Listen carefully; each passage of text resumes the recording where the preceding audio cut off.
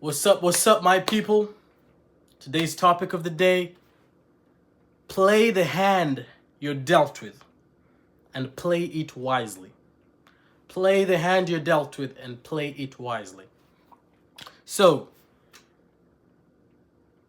what I've said has two components to it.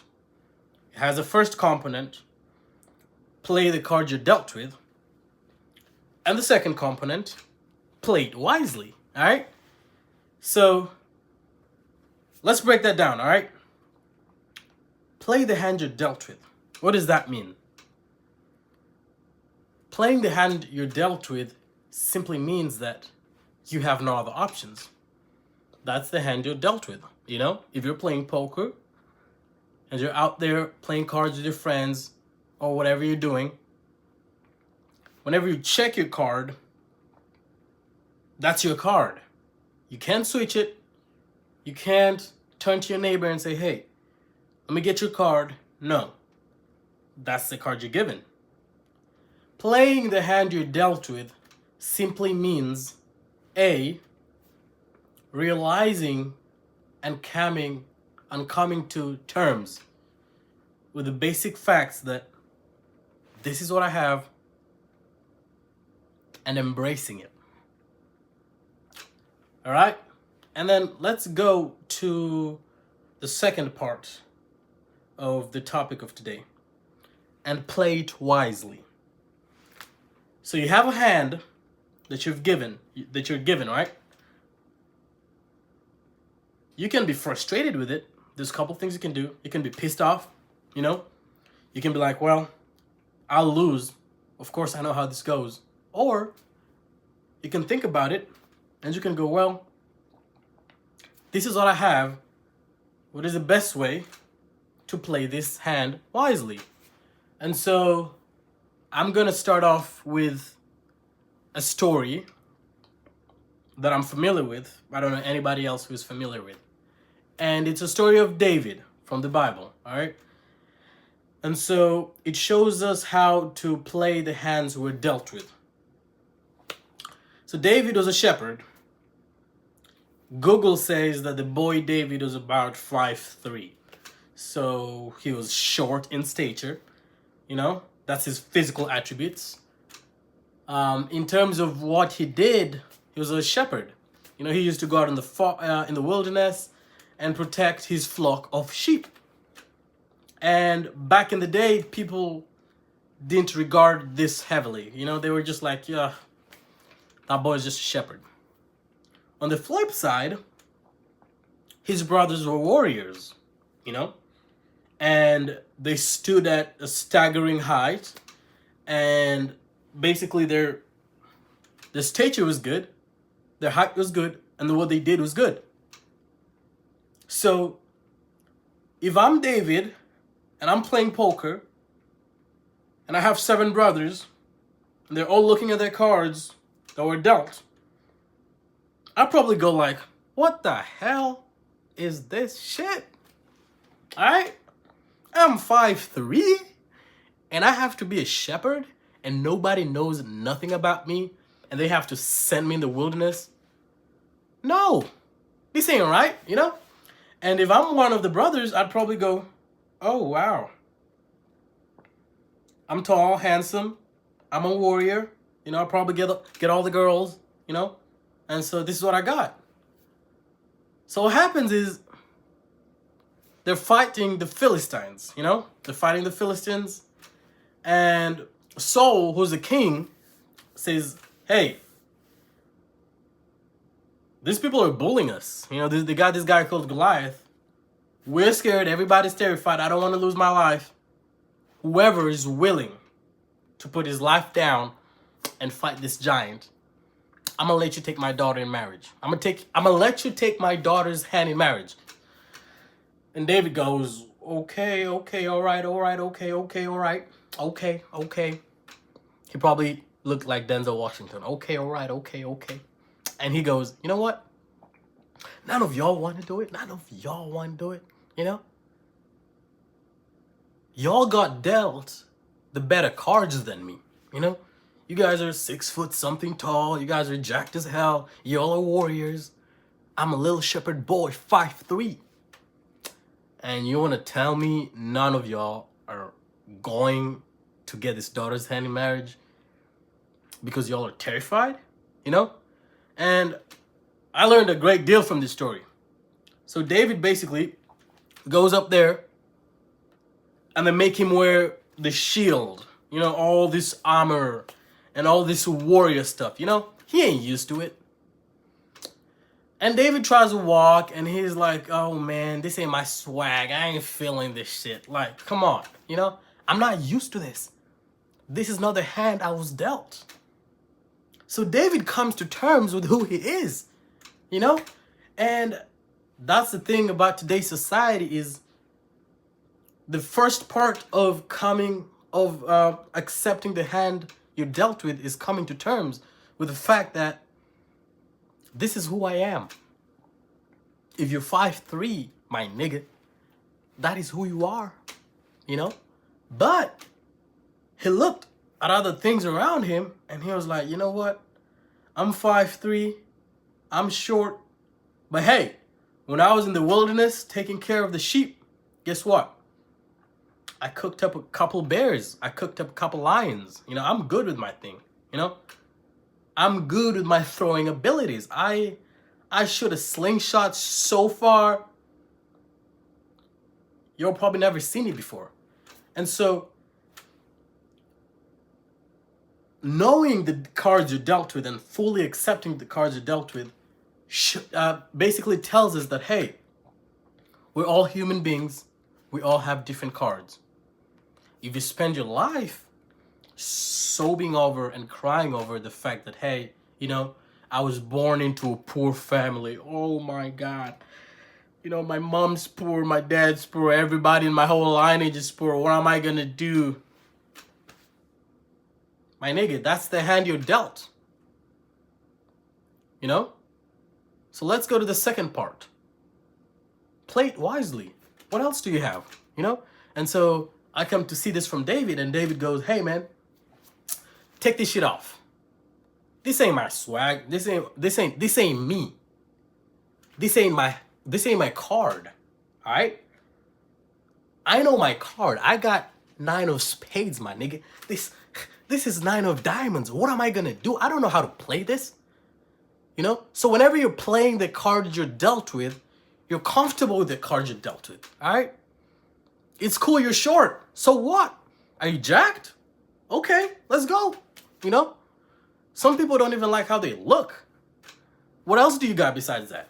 You know? And so David comes to terms with who he is, and he goes, hey, come on now. Hey, come on now. We're 5'3". You know? We probably smell like in the woods, but hey, what else do we have? I got good slingshot skills. I got crazy faith. Trying to think of it. What else do I got? You know?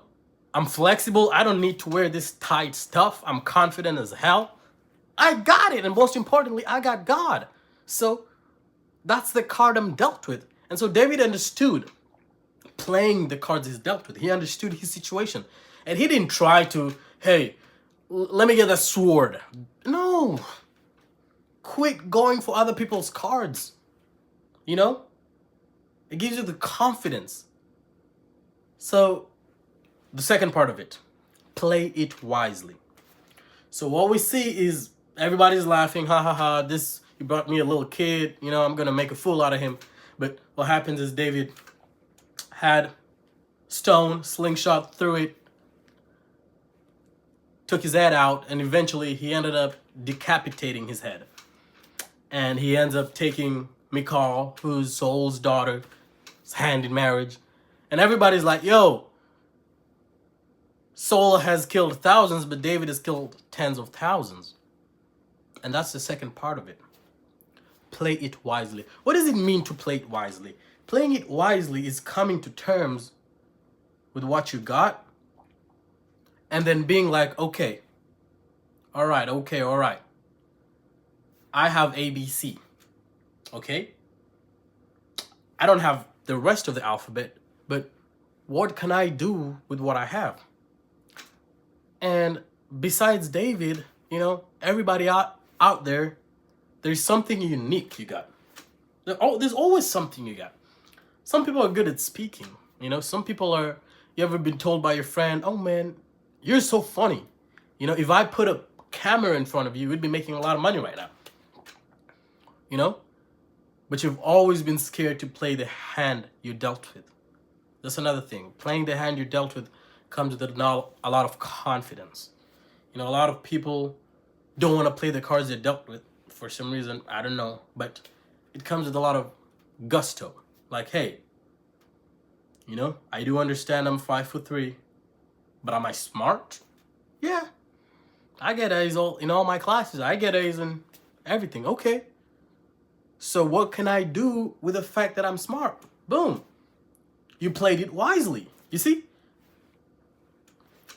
There's a lot of history scenarios or people I know who've played the hand they're dealt with and even played it wisely. Like, look at soccer. Lionel Messi, you know, he was chilling. He was like, oh man, I can't grow. The most I can grow to is 5'2". All right, cool. But what are the advantages of being 5'2"? The advantages of being 5'2" and playing soccer is that your center of gravity compared to most people is better because, you know, and this, if you have a better center of gravity, you're able to control the ball way better at your feet because, you know, that's helping you out and that makes your dribbling skills 10 times better than an average 6'2" person who's playing soccer, you know? You're able to control the ball better with your feet and stuff like that. And so instead of Messi lamenting and freaking out, what did he decide? Okay, I'm going to be the best football player on this damn earth. And that's what he did. He set forth on a journey to play his cards wisely. He came to terms with the fact that he was 5'2", and he said, look, ain't not much I can do with that information, my guy. But what I can tell you is that I also have ABC, which I can play and I can win this game, you know? And so it goes back to the Eastern ancient philosophy of wabi-sabi. I've been seeing this float on TikTok a lot. Wabi-sabi basically means, you know, like a flaw. It basically means that the imperfect, perfect. You know, seeing perfection in imperfection. That's what wabi-sabi means. You feel me? A lot of people don't know about that, but it's being able to see that, oh, he's 5'2", but what can he do with his 5'2" self? You know? Yes, you're poor. Okay, cool. What else do you have? Do you have a brain? Are you good in talking? You know? You might be poor, but you might be looking like a model. Can you put yourself out there? Can you go model? You know? And a lot of the basic part about playing the hand you're dealt with is it requires a lot of confidence. You know, I'm not saying this thing's gonna come easy, you know? But whenever you come to terms with the fact that, hey, this is the card I'm dealt with, but I'm gonna make the best use out of it, then it makes you feel like, okay, all right, what else can I do, you know? So I'll end this topic with a guy called Marcus Aurelius. He said it's a Latin phrase that he used called memento mori. And memento mori is a Latin phrase that means, remember, every man must die. And then there's also the other part of memento mori is memento vivere, which basically means, but remember to live. And so what happens is memento mori, it's a bittersweet. It's something that's bittersweet. It's like, okay, cool. I'm gonna die one day. I understand that I'm gonna die one day. But you know what's the rejuvenating feeling about knowing you're gonna die is it gives you the extra boost to go out there and dare to dream and dare to live your life. and dare to play wisely with the hands you're dealt with. You know, instead of crying and sobbing, you know, it's a victim mindset. Niggas out here crying and sobbing every second. You know? Cool. You're 5'2", okay? What else do you got, man? Come on now. Can you climb trees? Okay, good. Go climb a tree. Do something. You know? Take a look at the Trent twins. They're 5'2", jacked as hell, crazy YouTube videos. I watch them before I go lift some weights. And I'm like, yeah, they're playing the hands they were dealt with wisely. It's an important part of it.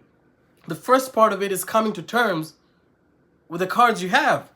You know? You might be poor, you might be broke. You might not have a good upbringing. You know, you might be abused before in your past. Whatever might have happened to you. Alright? You might have had some wabi-sabi. You might have had some imperfection somewhere that's making you weird, or people think you're weird. You might be skinny as hell. Okay? You know? But you take a look at around you and you go, what else do I have? Do I have good parents? Do I have a good support system? What else do I have inside of me? Am I smart? You know? Am I patient? Am I kind? What can I do with what I have to elevate me to the point that people are gonna look my imperfections? That's it. What do I have that's gonna elevate me to the point where people are gonna take a look at me and go, you know, he's 5'2", but guess what? That boy can play ball. You know, he might be skinny, but that boy can do some math, and we're gonna hire him. He's gonna be a future bank investor. He might be 300 pounds, but that boy's smart as hell. You know? And so